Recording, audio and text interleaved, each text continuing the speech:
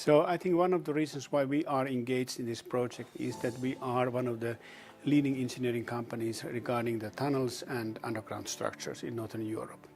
And we have had a very many projects here in Finland, for example, as well as in Switzerland, and in also one example from outside Europe, Mexico, where we are now in the project to drill and build one of the biggest or longest stormwater tunnel.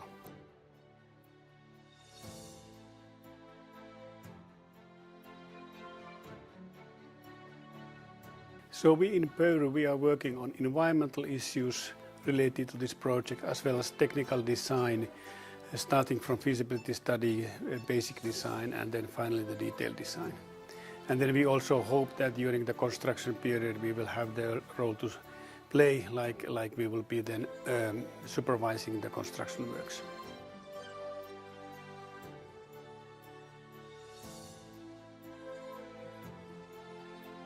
So right now we are working now on the environmental surveys on the archipelago region of Helsinki, to have the basic understanding that what is the environmental constraints we have to take into consideration, and not to create any damage. On the contrary, we are looking for the benefits for the environment. And that is particularly interested for the area of the artificial island. So we are now working on that. That's one topic. The other one is that we have been starting to prepare for the documentation for the environmental impact assessment study, and that work is ongoing, and we hope to be able to give the first drafts in June to our authorities.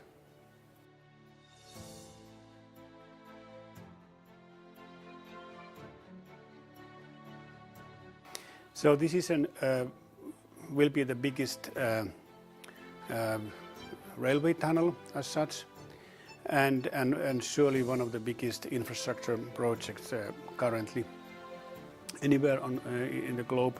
So it's an enormous construction work, enormous endeavor, and therefore, of course, the questions related, for example, the logistics, questions related to the drilling or boring the tunnel are extremely important and very challenging, but as from the technical point of view, there is nothing new as such.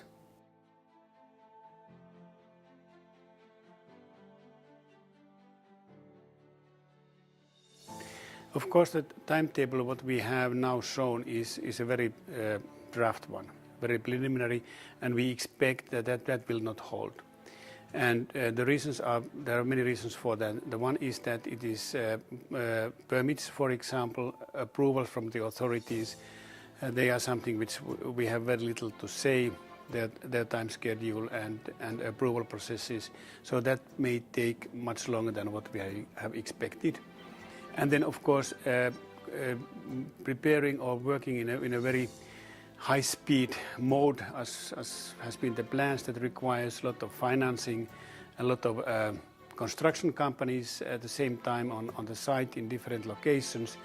All of that will be very difficult to coordinate, and it's also will delay the overall process if coordination is not perfect.